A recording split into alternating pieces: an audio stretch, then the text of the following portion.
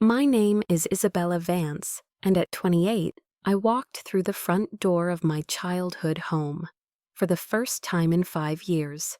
No welcome, no hug, just the cold silence of a house that had already decided I didn't belong. Inside, they were laughing over dinner. Lucas, my brother, was being praised for another promotion. Me, I didn't even get a seat at the table. They still saw me as the difficult one, the disappointment, the mistake who chose the military over spreadsheets and suits. But I didn't come back for their approval. That night, as I swallowed the bitter silence, one thought echoed in my mind. You made me invisible. Tomorrow I'll make you watch. If you've ever been erased by your own family, this story is for you. The dining room hadn't changed. Same mahogany table, same chandelier that always flickered on the left bulb. But the air felt different, thicker somehow, like even the walls were holding their breath. "Ah," my mother said, walking in from the kitchen. "You're back." No smile, no warmth. She barely looked up from the tray of roasted chicken she was carrying. "You must be tired. Lucas just got promoted again, you know. Executive director, big title." I nodded, but she had already turned her back to me. Lucas strolled in like he owned the place. Armani suit, flashy watch, that smug grin that had only grown sharper over the years. "Hey sis," he said casually, not even making eye contact. "Still doing the soldier thing?" I opened my mouth to reply, but he was already on to his next monologue. Some major project he was leading, a possible merger, a fancy dinner with a CEO named Rachel Thorne. My dad leaned in, eyes shining with pride. "He's taking the family name to new heights." I stood there, invisible again. At dinner, I took the seat furthest from the spotlight. No one asked about my life. I offered a story anyway, about a peacekeeping mission we'd just wrapped up. But halfway through, my mother interrupted. "Ashley just opened her own clinic. Isn't that wonderful? So elegant and smart." Lucas snorted. "Honestly, Izzy, what kind of future is there in the military? All grit, no glory? It's not exactly respectable." The table laughed. I didn't. I tightened my grip on the fork. My palms were sweaty. My heart pounded, but I kept my face neutral, because if I let them see even a flicker of pain, they'd win. After dinner, I stood in front of the hallway mirror. My reflection looked calm, but I knew better. They want to forget who I am? Fine. Tomorrow, I'll remind them, loud and clear. I guess I always knew I was the extra piece, the one that didn't quite fit into the family picture. My earliest memory of being less started with a birthday. I was turning 8. I had asked for a telescope. Nothing fancy, just one I saw in a department store catalog. I loved the stars back then. They made me feel small, but in a good way. Like there was something bigger than our living room arguments and my mom's disappointment. Instead, I got a pink sweater, the kind with itchy wool and a bow stitched into the collar. "Isn't it lovely?" my mother had said. So ladylike. Lucas, on the other hand, turned 10 a week later. The entire backyard was transformed into a pirate ship. He got a Nerf blaster, a new bike, and a cake shaped like a treasure chest. Dad dressed up as the captain. Mom filmed the whole thing. Everyone cheered when Lucas hit the piñata. I just watched and clapped, because that's what good little sisters do, right? Later that night, I asked why I didn't get a party like his. "You're not the kind of girl who needs all that," my mom said, brushing off my question like it was lint on her blouse.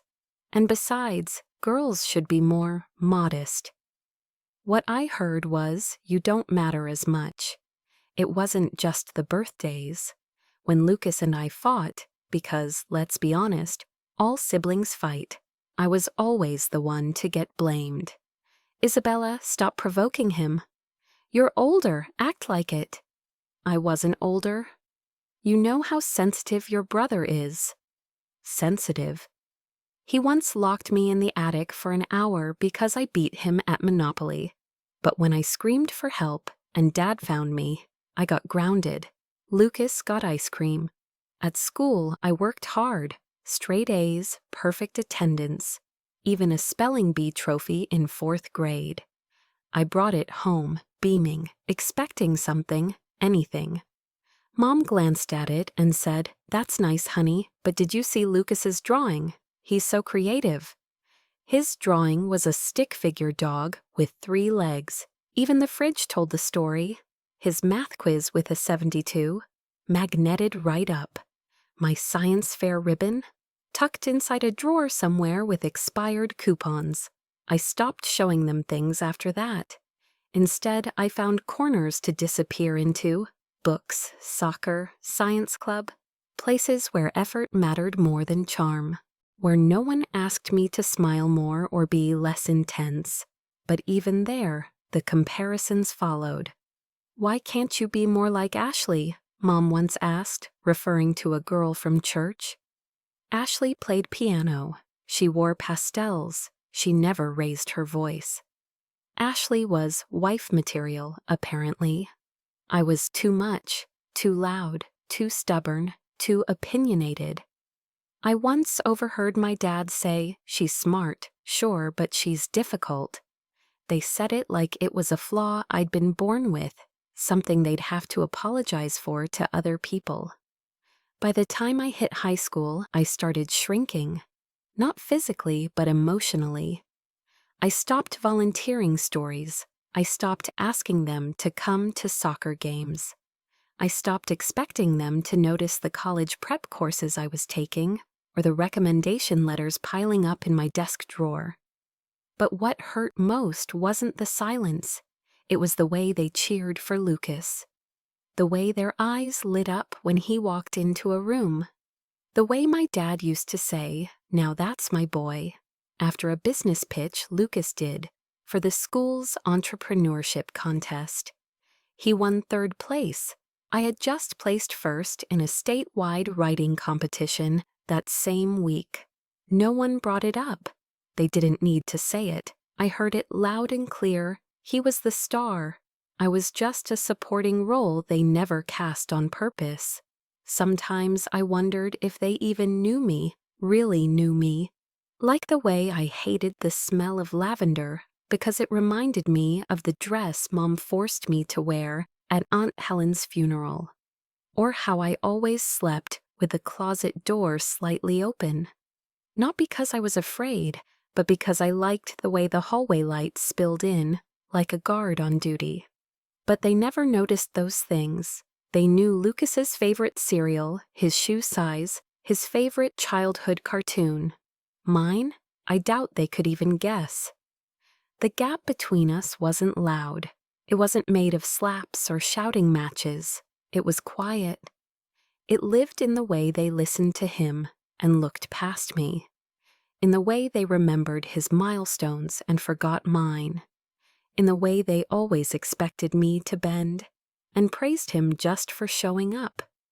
I remember once, in 8th grade, I stayed up all night, helping Mom clean the garage. The next morning, she told Lucas how helpful he was for moving 2 boxes. That was the day I realized some people don't love you less because of what you do. They love you less because of who you are not.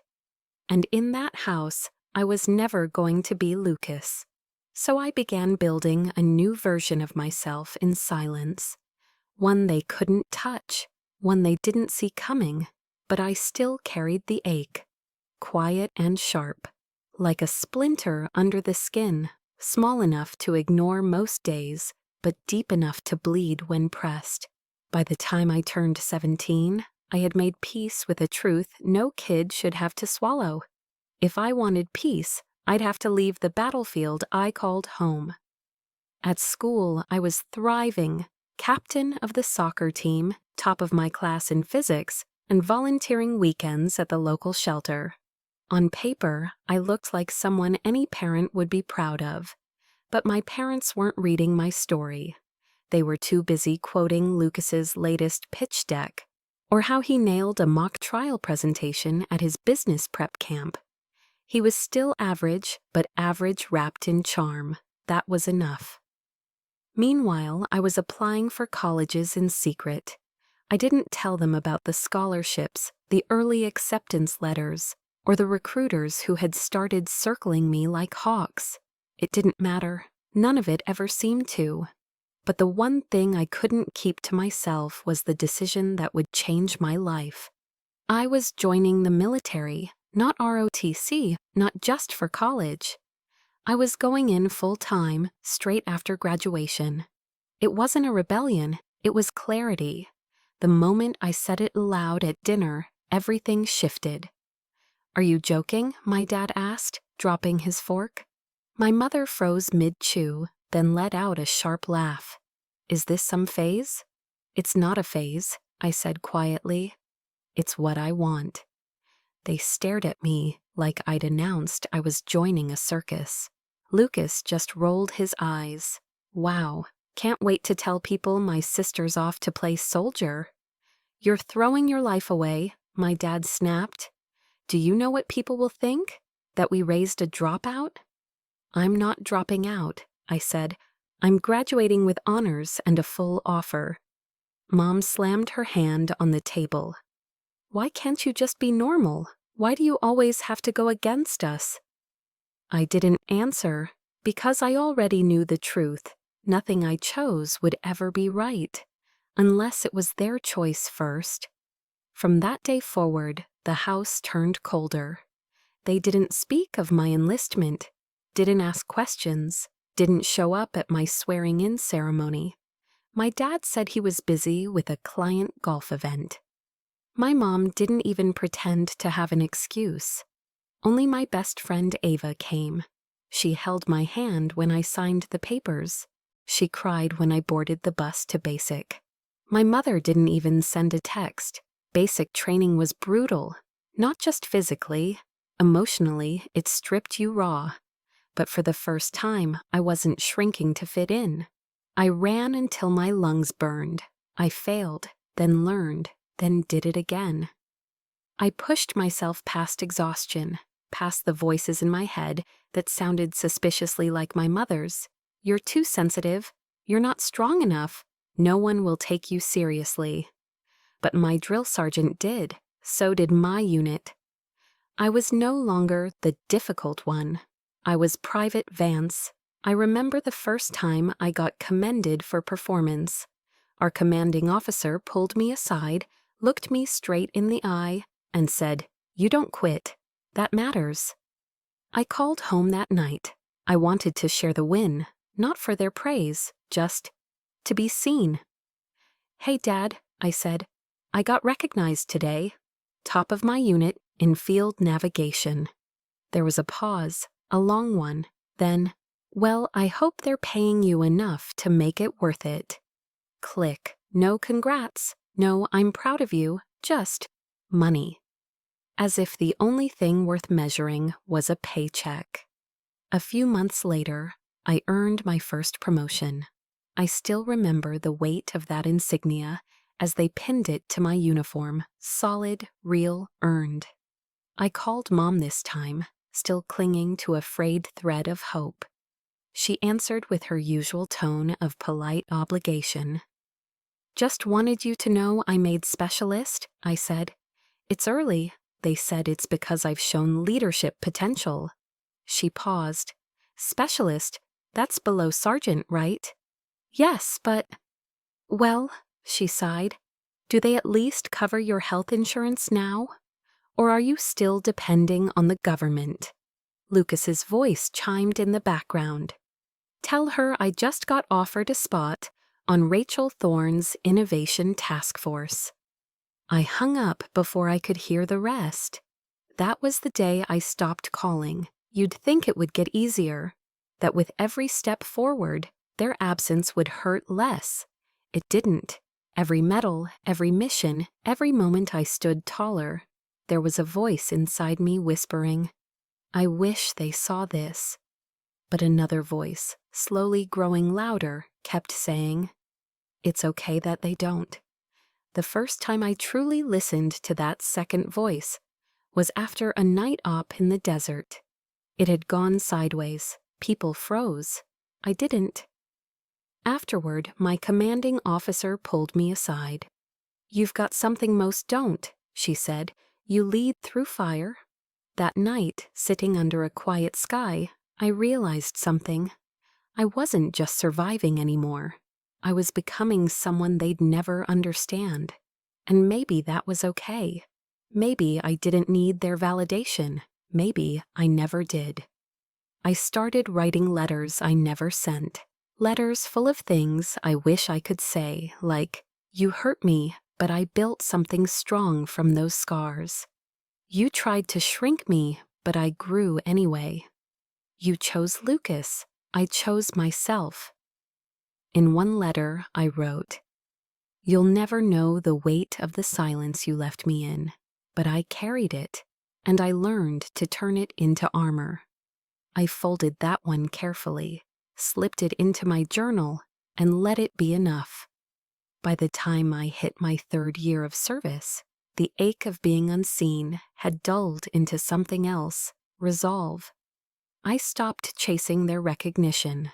I started building a life that didn't include them at the center.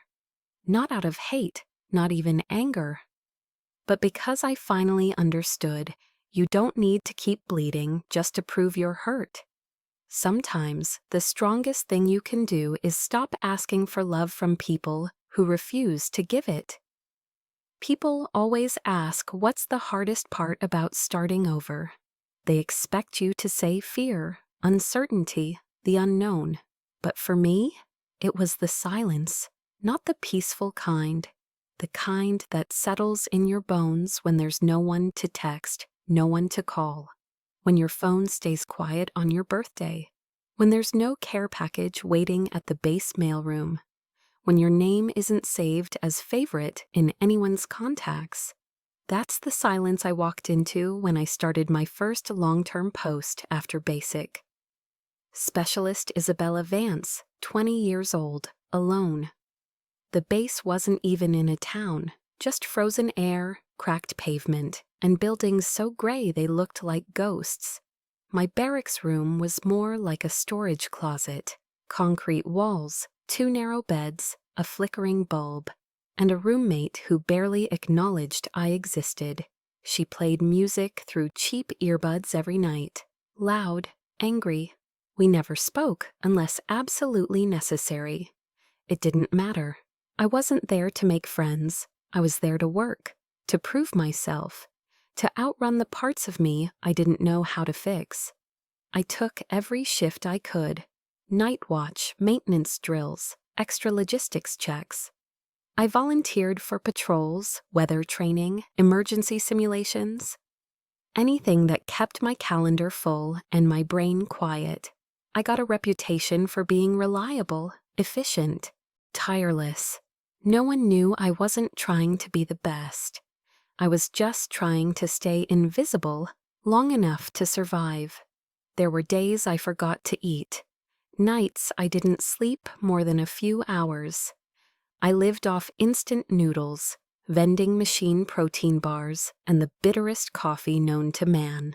Somewhere in that blur of weeks, my body started giving out. Headaches, dizziness, blurred vision. I ignored it, took a painkiller, drank more water, kept moving. If I stopped, I might remember one was watching. And then came Wednesday. I'd spent 6 hours outside, troubleshooting a frozen comms antenna during a storm. Rain mixed with sleet. My gloves were soaked, my stomach hollow. My hands shaking so badly, I dropped the screwdriver twice. When I stood up, the sky spun sideways. I tried to call out, but the world had already gone black. I woke up to beeping monitors, bright clinic lights, and a stabbing pain in the back of my skull.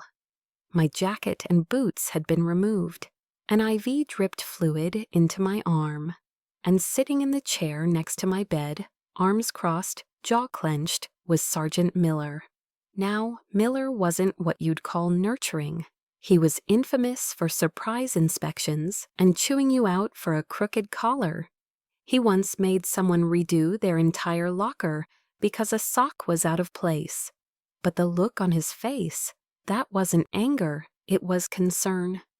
"You scared the hell out of Jenkins," he said without looking at me. "She found you face down in the bay." My throat felt like sandpaper. I croaked out, "Did I pass out?" "Low blood sugar, dehydration, mild hypothermia." He shook his head. "You were lucky.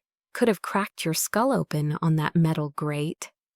I tried to sit up. He raised a hand. "Don't, just listen." He stood, paced once, then stopped at the edge of the bed. You think no one notices that if you run hard enough, long enough, no one will see what's chasing you. I stared at him. He sighed. "You're not the first soldier to wear pain like armor." That hit harder than I expected. He sat back down. "Nobody's checking in on you, are they?" I looked away. That answer didn't need words. Then, from his coat pocket, he pulled out a crushed chocolate oat bar. He placed it gently on the table beside me. "Eat something, sleep for more than 3 hours, and for God's sake, stop trying to die. For people who aren't even watching." His voice didn't soften, but his eyes did. That night, I sat on the edge of my bunk, still in a fog. The clinic had discharged me with orders to rest. I ignored half of them, but I didn't throw away the protein bar. I stared at it for hours before opening the wrapper. It tasted like cardboard. And care. It wasn't the flavor that mattered. It was what it meant. Someone saw me, not for what I could produce, not for what uniform I wore, not for how hard I could grind through pain. Just me. Sergeant Miller never brought it up again. But from that day on, things changed. He didn't hover, didn't pry, didn't ask questions. But I noticed the gloves left at my locker when the temp dropped below freezing. The spare hot coffee on the table after morning briefings. The unspoken way he always left space for me at the back of the room. He wasn't trying to fix me. He was just showing up. And in a world where no one had shown up for me unless I earned it, that meant everything. Connection, I realized, isn't always grand gestures. Sometimes it's a bar of protein and a sharp voice telling you to rest because you matter. Sometimes it's someone watching when you fall and helping you get back up, quietly, with dignity, without needing thanks. For someone who had spent her whole life begging to be seen. That one small act became the start of something big. I didn't trust easily, not back then. After a lifetime of being judged, ignored, or reduced to someone's disappointment, it was second nature to keep walls up, smile politely, keep my answers short, let people think they knew me without ever actually letting them close. But sometimes healing sneaks in, through cracks you didn't know you had. And it started, of all places, with poker night. It was Sergeant Miller who dragged me there, not literally, but close. "You're coming," he said. "No room for negotiation. You're not working tonight. You're not cleaning gear. You're going to sit with other human beings and play cards like a normal damn person."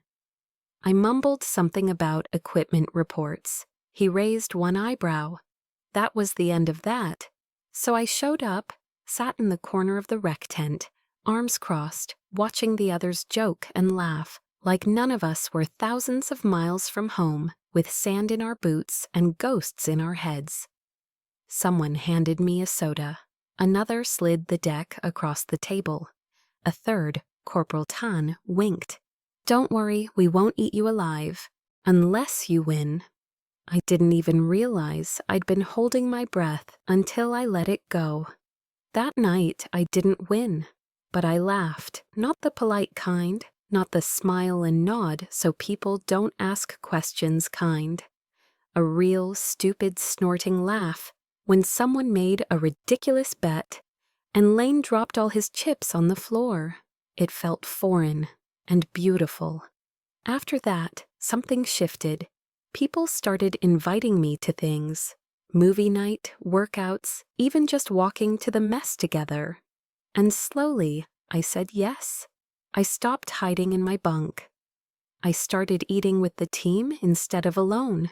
I stayed late to help Jules troubleshoot a drone issue. Not because it was assigned to me, but because I actually cared. I started asking questions during briefings, mentoring the newer soldiers, and calling out when someone needed backup. And to my surprise, they listened. They saw me. Not the way my family did, through a lens of disappointment or comparison, but for who I was becoming, not who I failed to be. One night, on a midnight watch rotation, I found myself sitting beside Sergeant Mendez. She was older than most of us, a former nurse turned field medic. Tough as nails, eyes like steel, hands that had seen too much. We didn't talk for a while, just shared a thermos of terrible coffee and watched the empty horizon. Then she said quietly, "I had a brother." Her voice didn't shake, but the words carried weight. He didn't make it back from his second tour. He always said he felt more at home over there than in his own house. I didn't say anything for a long time. Then I said, "My family hasn't called in almost a year, not even a text." She nodded. People don't always know how to love what they don't understand. Then she handed me a granola bar. "That's why we build our own damn table." That sentence stayed with me. In the months that followed, I built my table, not all at once, not with ceremony. It started small, shared jokes over rehydrated pasta, commiserating over blisters, staying late to help Private Reese with her target grouping, jumping in when someone's radio failed mid-drill. It was in the way Lane always saved me the last slice of chocolate cake. In the way Jules would glance over to make sure I was hydrating after field work. In the way Mendez would say nothing, just toss me a clean rag when I looked too exhausted to ask. It was in the birthday card they stuffed in my locker. Terrible handwriting, worse doodles, but the best damn thing I'd gotten in years. It wasn't flashy, but it was real. And for the first time in my life, I didn't feel like I had to earn every ounce of affection. I could just exist in it. Things weren't perfect. The missions were still hard. Some days the silence came back. We lost people. Others transferred out. But I wasn't alone anymore. And when the next round of promotions was announced, I didn't expect anything. I'd stopped chasing validation, but then formation, crisp air, boots lined up in the gravel. Effective immediately, Staff Sergeant Isabella Vance. Applause broke like thunder, a few whoops, a very suspicious cough from Miller that sounded suspiciously like a cheer. I didn't look for my phone. I looked left. Jules had his fist in the air. Mendez was nodding, proud. Lane mouthed, "Took them long enough." I didn't need anyone's permission to be proud. I already had my people. Later that night, someone smuggled in a real cake.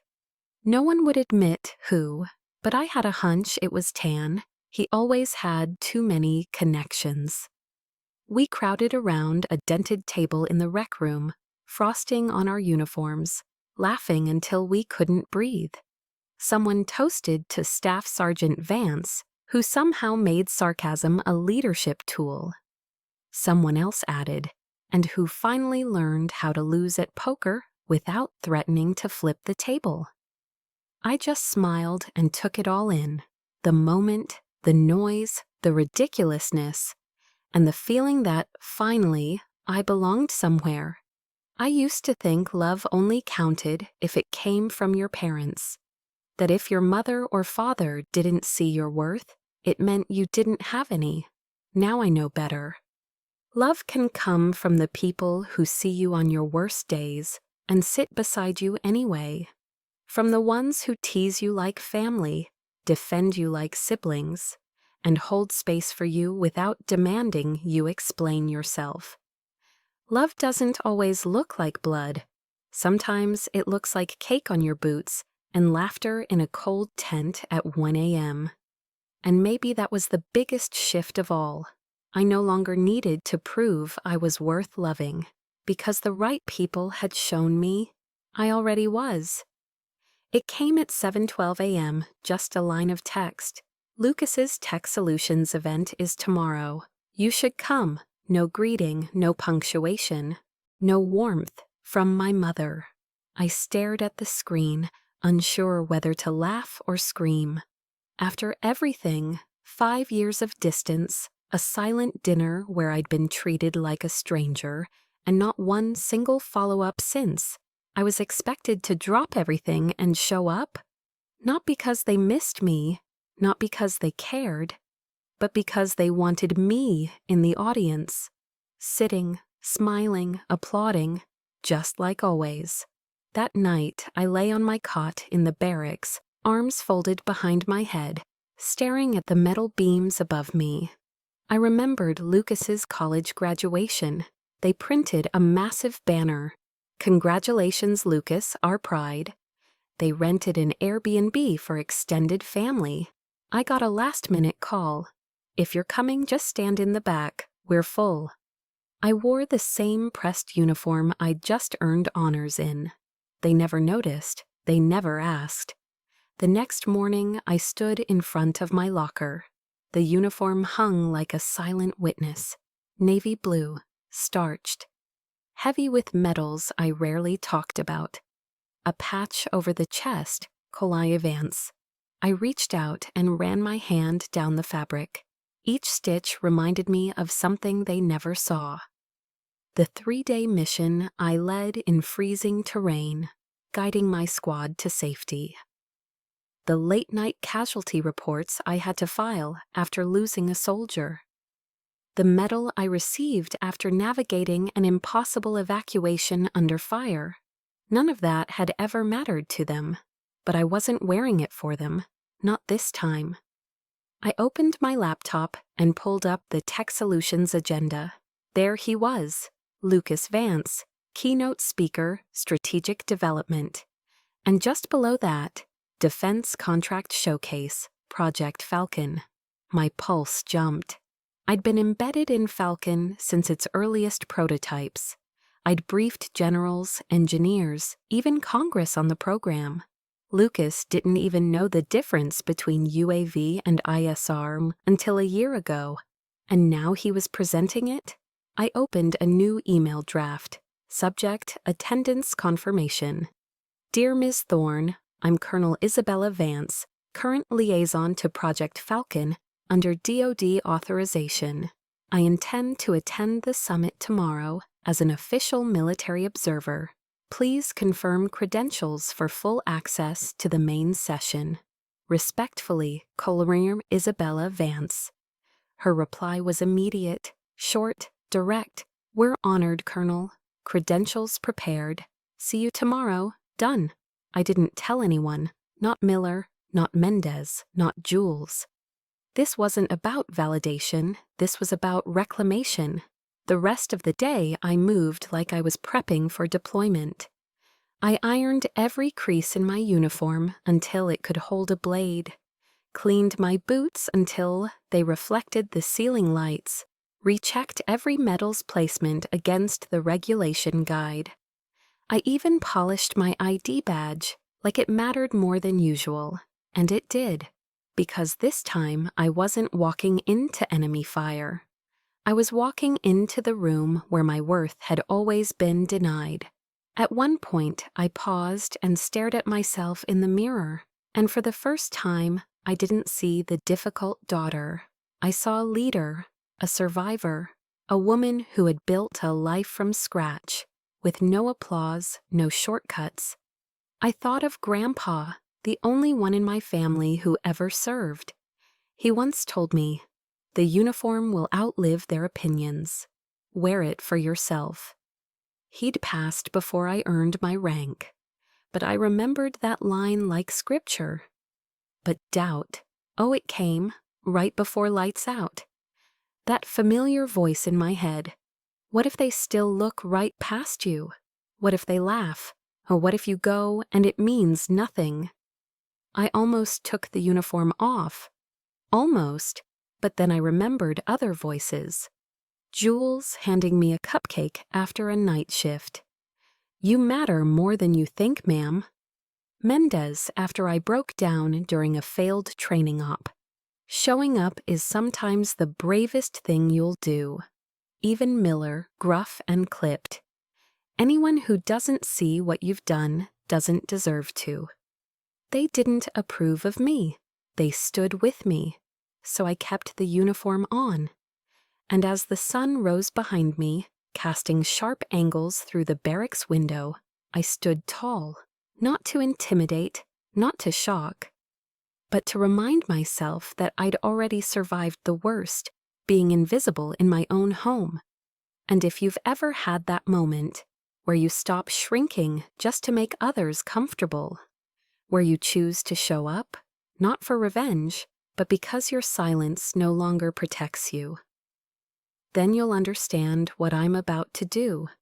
Because tomorrow I'm not coming as their daughter. I'm walking in as me. The moment I stepped through the glass doors of Tech Solutions HQ, something shifted, not just inside me but in the atmosphere. Security scanned my badge, looked up at my uniform, and immediately stood taller. "Good morning, Colonel," the officer said with a respectful nod. "Conference is on the 3rd floor. CEO Thorne is expecting you." I returned the nod and entered the elevator. No hesitation. No doubt. My boots echoed with authority, each step a statement. The 3rd floor bustled with energy. Assistants tapping furiously on tablets, executives sipping last-minute espresso, camera crews doing mic checks. Everyone was moving except one person.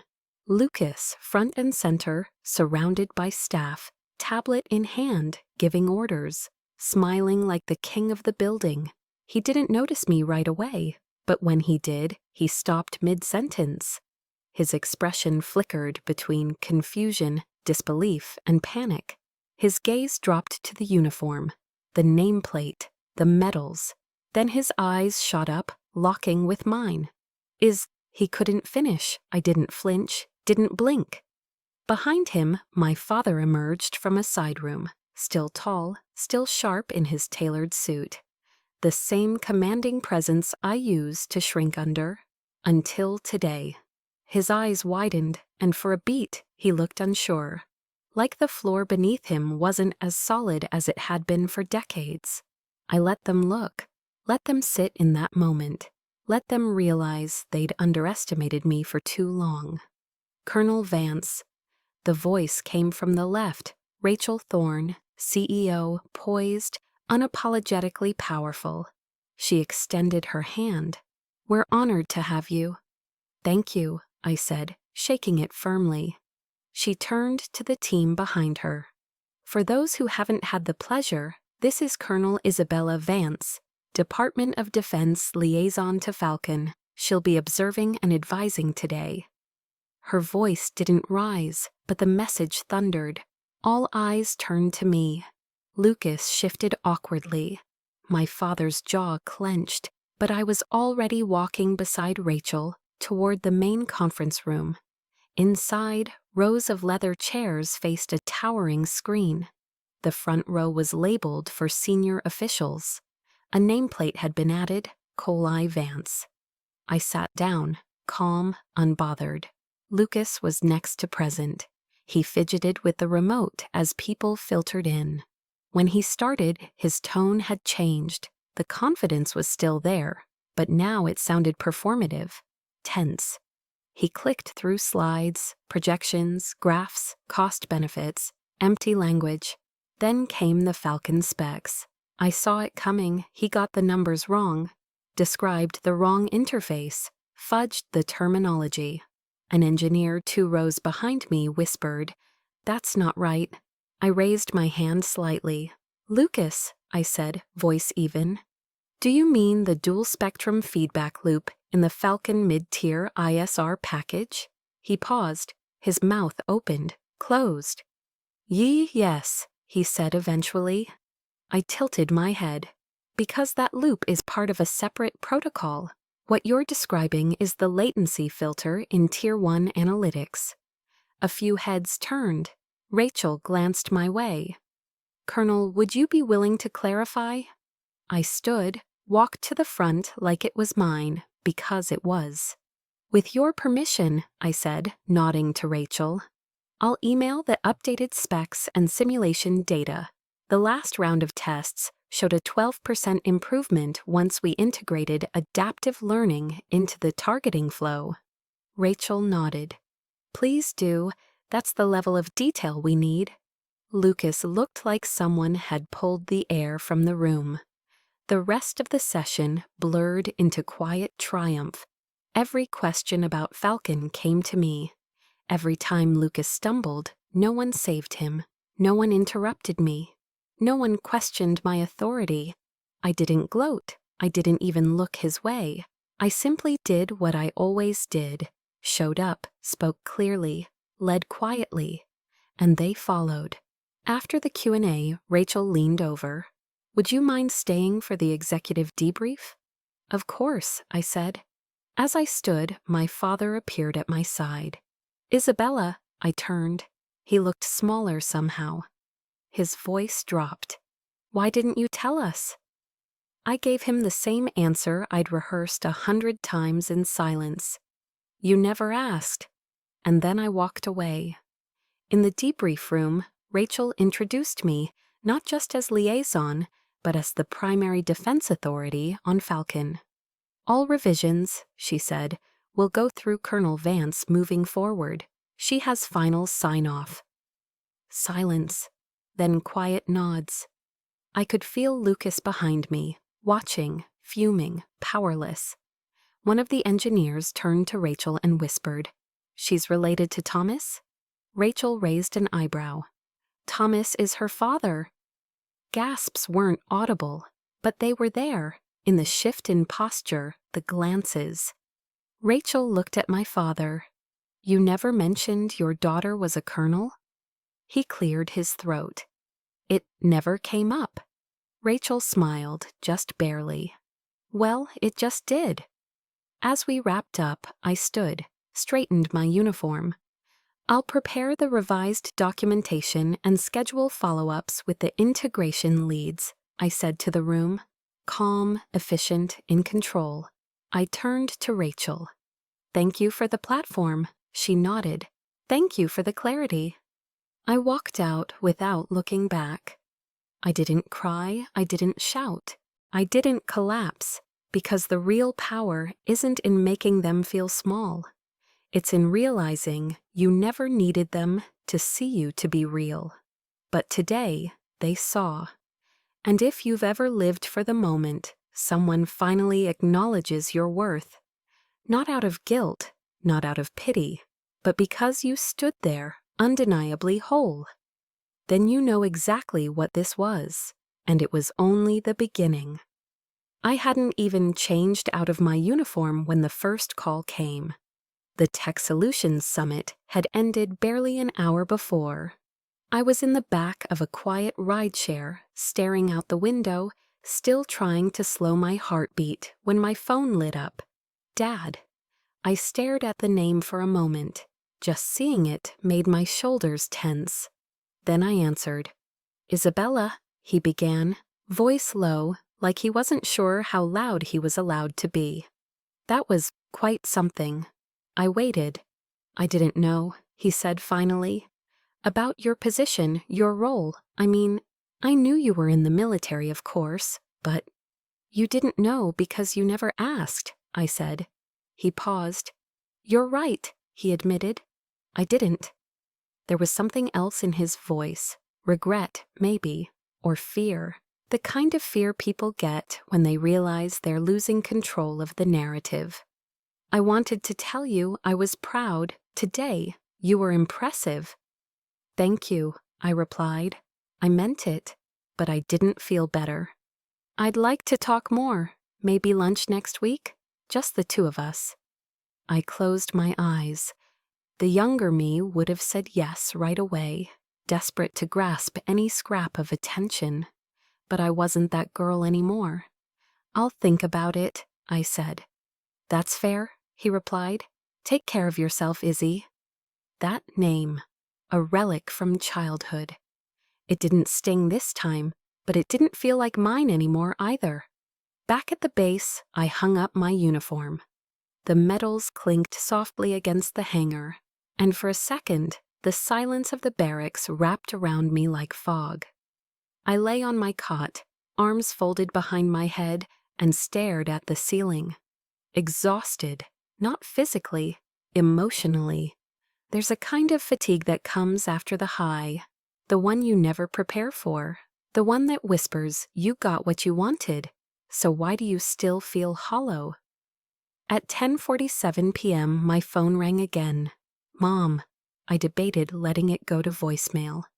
But something told me to pick up. I did. There was no hello, just, I don't understand why you felt the need to embarrass your brother like that. I blinked. Excuse me? That presentation was important to Lucas. You undercut him in front of his peers, in front of executives, in front of Rachel Thorne. It wasn't personal, I said calmly. I was doing my job. You could have said something privately. You mean like all those times you corrected me privately? Like when you told me in front of the entire family that Lucas had real goals while I was playing soldier. She didn't respond. I continued. I didn't plan anything to humiliate him. I simply existed. That was enough. There was a shift in her voice, quieter, sadder. I just miss you. I said nothing. I know we haven't always done things right, she continued. But we're family, Bella. That has to count for something. I felt my throat tighten, but I didn't let it break me. You can't call it family only when it's convenient, I said. You can't disappear when I struggle, then try to reconnect when I succeed. We never meant to hurt you, but you did. The silence grew long. Then she asked, So what now? You cut us off forever? No, I said. I'm not cutting you off. I'm setting boundaries. That's what healthy people do. She sighed. Well, I hope you're proud of yourself. I closed my eyes. I am. Then I hung up. I didn't cry. Not that night. Not the next morning. Not even when I got the text from Lucas. You made your point. Hope it was worth it. No anger, no remorse, just dismissal.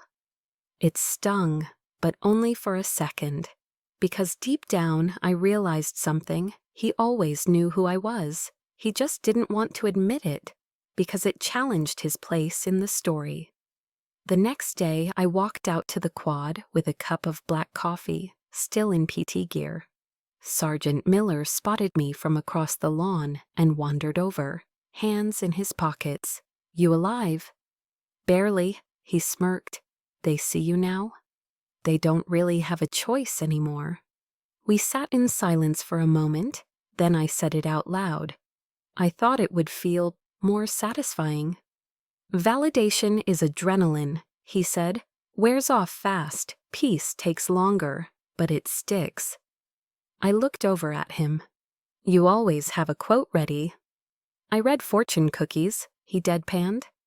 I laughed, really laughed, for the first time in days. That night, I pulled out an old notebook and uncapped a pen. No emails, no drafts, just paper, ink, me. To my family, I didn't walk away to be cruel. I walked away to breathe, to think, to live. You may see it as abandonment. I see it as self-preservation. I've built something I'm proud of, and I'm no longer willing to shrink just to fit the version of me you've always clung to. If you ever want to know the real me, you'll have to meet me where I am, not where you left me. Until then, I'm not waiting. Isabella. If you've ever had to walk away from people you once begged to stay, you know the grief, but also the freedom, and I promise the freedom is worth it. 3 weeks. That's how long it had been since the summit, since the confrontation, since I drew the line. No calls, no texts. And for once, I didn't chase silence with panic. I let it sit beside me like a quiet friend. I started rebuilding, not loudly, not dramatically, just slowly. Each morning I ran, not to escape, not to train, just to move. 5 miles before sunrise, the sky still a bruised gray, the world barely awake. I ran until my breath steadied, until my mind stopped spinning, until my legs reminded me that I was still alive and strong. No music, no phone, just me and the sound of gravel underfoot. I began cooking again, not military meal prep or protein bars, but real cooking. I bought garlic and fresh basil from the market outside base. I learned how to dice an onion properly, burned rice twice, made the best damn chicken soup I'd ever tasted on a Sunday. Eating alone no longer felt sad, it felt sacred. I set the table, I lit a candle, I ate slowly, like I deserved it. Work became work, meetings, field reports, calls with Washington, some stressful days, some easy ones. But I showed up different now. I didn't fight for airtime, I didn't over-explain. I didn't fold my voice down into something smaller just to keep peace. When I spoke, people listened, not because I was louder, but because I finally believed myself. I also started therapy. Jules recommended someone, a retired Marine-turned-counselor who didn't flinch at silence. Our first session, I said nothing for 10 minutes. He didn't rush me, just sipped his coffee and waited. Eventually, I spoke. Not everything, not yet, but enough. Enough to realize that healing wasn't about fixing myself. It was about forgiving myself, forever believing I was broken in the first place. Wednesday nights became sacred. Jules and I would walk to the same cafe. I always ordered chamomile tea. She got espresso and a sugar cookie the size of her face. We didn't talk about family anymore. We talked about where she wanted to transfer next, what kind of dog she wanted, whether I'd ever let her drag me to salsa class. I will, she said, eventually. I smiled. We'll see. Colonel Vance, the Latin flame, she teased. I rolled my eyes, but something in me softened every time she joked like that. Because in her laughter I didn't feel judged. I felt chosen. One afternoon I got caught in the rain. It wasn't dramatic, no lightning, no thunder, just soft drizzle on a Tuesday. When I forgot my jacket, I stood under a tree waiting, and instead of cursing the weather, I closed my eyes. The drops hit my cheeks like soft taps, and I remembered a version of myself who used to hide from rain, from mess, from anything unpredictable. Now, I let it wash over me. At the barracks, Miller knocked on my door one evening with a bag of trail mix and no explanation. He sat on my floor, leaned against the bed, and said, "Wanna not talk for a while?" We didn't. We just sat. The silence between us wasn't heavy anymore. It was comfortable, like music I didn't need to understand to feel. Before he left, he said, "You seem settled." I'm trying. It shows. I began sleeping with the window open, letting air in, letting noise in, letting life in. The city hum was no longer a threat. It was proof that the world kept moving, and so did I. I stopped waiting for a call from my mom. I stopped checking if Lucas had texted again. I let them stay silent. I let me stay still. Some nights I lit a candle and reread old journals. There were pages I couldn't get through without flinching. So much self-blame. So many sentences that started with, "Maybe if I had just..." I crossed some of them out. not to erase them, but to reclaim space. One night, I added a line to the margin. That version of me was trying, and she deserved better. I didn't plan this version of my life. It wasn't some dramatic reinvention. It was 1,000 tiny choices. To rest instead of rehearse an imaginary argument. To laugh when Jules teased me instead of overthinking it.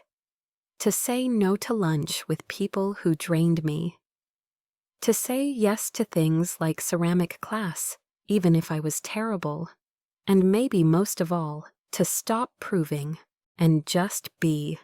If you've ever woken up and realized that peace doesn't come crashing in. It comes gently, like sunlight through the blinds. If you've ever stood in the middle of a quiet life and thought, this doesn't look like winning, but it feels like freedom, then you'll understand this chapter. Because healing isn't loud, but it's real, and it's mine now. They weren't blood, but they were mine. Jules, Miller, Mendez, even Lee, who barely spoke, unless it was to call out a target or hand you black coffee, with no questions asked. These were the people who showed up for me, not because they had to, but because they saw me, even when I wasn't trying to be seen. And somehow that was enough. I started mentoring the new officers, not because I was assigned to, I just recognized the look. That tense jaw, the fidgeting hands, the silent panic hiding behind every yes ma'am. Lieutenant Ramos was one of them. She couldn't get through a briefing without tripping over her words. So I stayed late, helped her rework her slides, taught her how to breathe between sentences, not just to survive them. By the end of the month, she delivered her debrief with a quiet strength I hadn't seen in her before. She walked off the podium, looked at me, and whispered, "I believed myself this time." I nodded. That's where it starts. The cookout happened the next weekend. Nothing fancy, just cheap lawn chairs, bad music, and Miller waving tongs around like he was commanding a mission. Someone brought homemade pie. Lee actually smiled twice. Jules spilled mustard on her pants and cursed like a sailor. We played cards, told stories. Someone rigged fairy lights around the perimeter. It was nothing, and it was everything. At one point, I stood near the grill, holding a paper plate full of ribs, and looked around.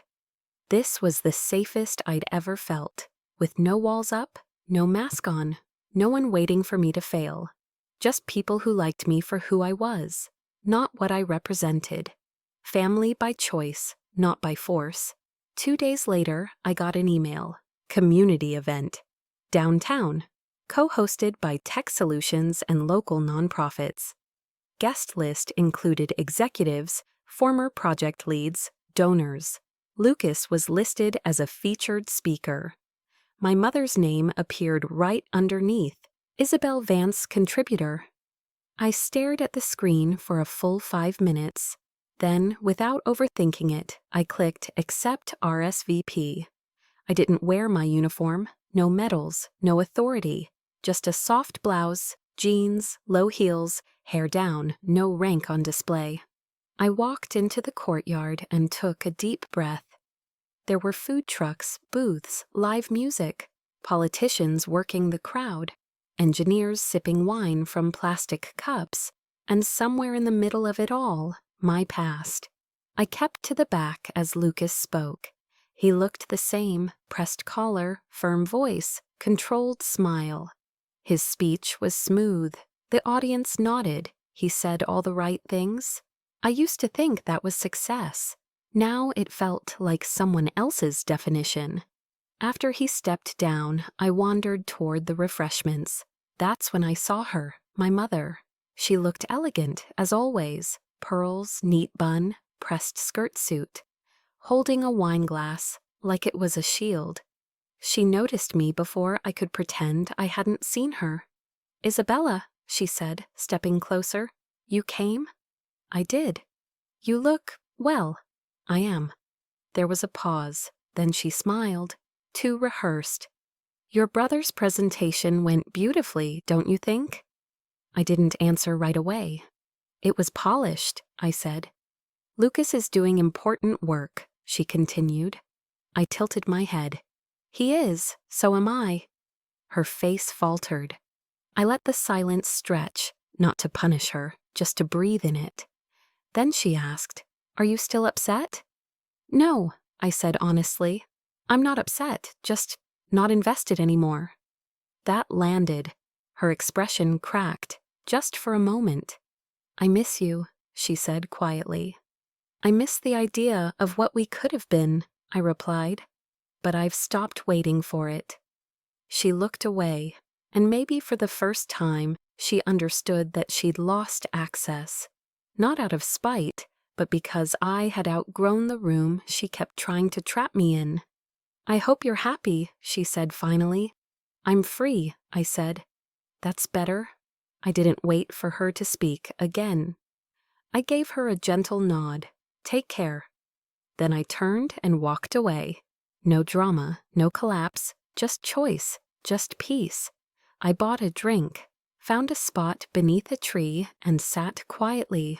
Watched people laugh, watched kids with balloon animals chase each other between tables. Jules spotted me, half an hour later, holding 2 iced coffees. She handed one to me and said, You good? I sipped. I'm here. She nodded. That's enough. We sat like that for a while. No need to explain anything. She didn't ask what happened, and I didn't offer. Because what mattered most wasn't what they said to me. It was what I'd finally said to myself. You don't need to earn your place anymore. You already belong. If you've ever faced someone who made you feel small and realized they don't hold the blueprint of your worth anymore, you know what this feels like. Not revenge, not victory, just freedom. The sky was turning that soft golden pink I always loved. Quiet in between. I'd finished work early and walked out to the old trail behind the barracks. No phone, no rush, just the sound of gravel under my boots, and the kind of stillness that didn't make me flinch anymore. I found my favorite spot by the bend in the path, a bench half covered in ivy, slightly tilted, forgotten by most. It used to feel lonely. Now it felt like mine. I sat down, stretched my legs, and let the breeze move through me. I'd spent so many years bracing, waiting for the next rejection, the next silence, the next reminder that I didn't fit. But nothing was coming now. No one to impress, no one to prove anything to. Just me, breathing, choosing, existing without explanation. I pulled out my notebook. The pages were messy now. Ink smudges, coffee stains, a few dog-eared corners. But inside was every thought I hadn't been allowed to say out loud. I flipped to the last page and wrote, They didn't see me. That's not my fault. I see me now, and that's enough. I closed the cover slowly, like closing a chapter, not in anger, but in peace. A group of younger officers jogged past, laughing breathlessly. One of them, a girl maybe 19, 20, glanced my way. She looked nervous, too aware of herself, just like I used to be. I offered a nod. She smiled back, small but real. I didn't need to say anything. She saw something in me, and I saw something in her. That was enough. Later that evening, Jules found me outside the mess hall, sipping tea. She sat down beside me without asking. Doing the whole wise and quiet routine again, she teased. I smiled. Maybe I've earned it. She bumped her shoulder into mine. You have, and then some. We didn't need to talk much. That's the thing about family. You don't have to explain yourself every second. They already get it. As the sun dipped lower, I looked out at the horizon, soft, calm, endless. This wasn't the life they wanted for me, but it was the one I built with my own hands. And I wouldn't trade it for anything.